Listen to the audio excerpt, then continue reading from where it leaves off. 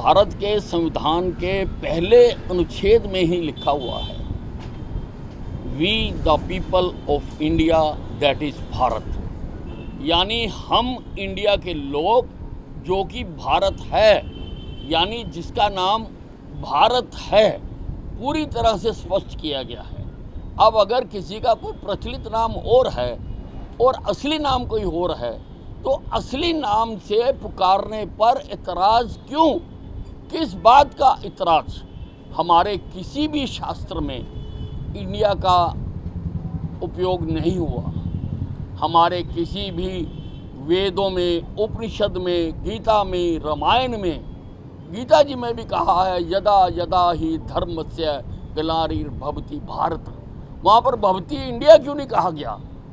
और हमारा जो राष्ट्रीय गान है, जन गण मन अधिनायक जाया है, भारत भाग्य विधाता, वहाँ इंडिया भाग्य विधाता क्यों नहीं लिखा गया?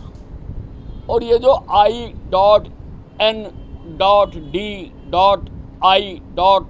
वाले ये कह रहे हैं कि ये हमारे से डर कर ऐसा किया जा रहा है, तो उन्होंने कोई पहली बार तो इंडिया नाम रखा नहीं है। 1977 में भी उन्होंने कहा था कि इंदिरा इज इंडिया, और भारत की जनता ने उस वक्त इंदिरा गांधी को धूल चटा दी थी। वही काम अब हिंदुस्तान की जनता इस I.N.D.I.A वालों का करने वाली है। भारत के संविधान के पहले अनुच्छेद में ही लिखा हुआ है, we the people of India that is Bharat. यानी हम इंडिया के लोग जो कि भारत है, यानी जिसका नाम भारत है, पूरी तरह से स्पष्ट किया गया है। अब अगर किसी का कोई प्रचलित नाम और है और असली नाम कोई और है, तो असली नाम से पुकारने पर इतराज़ क्यों? किस बात का इतराज़? हमारे किसी भी शास्त्र में इंडिया का उपयोग नहीं हुआ। हमारे किसी भी वेदों में, उपनिषद में, गीता में, रामायण में, गीता जी में भी कहा है, यदा यदा ही धर्मस्य ग्लानिर्भवति भारत। वहाँ पर भवती इंडिया क्यों नहीं कहा गया?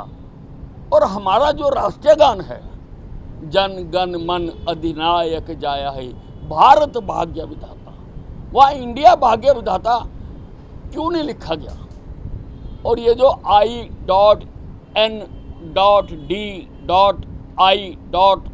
वाले ये कह रहे हैं कि ये हमारे से डर कर ऐसा किया जा रहा है, तो उन्होंने कोई पहली बार तो इंडिया नाम रखा नहीं है।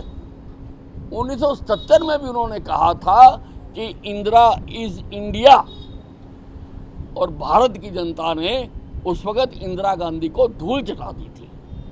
वही काम अब हिंदुस्तान की जनता इस I.N.D.I.A वालों का करने वाली है।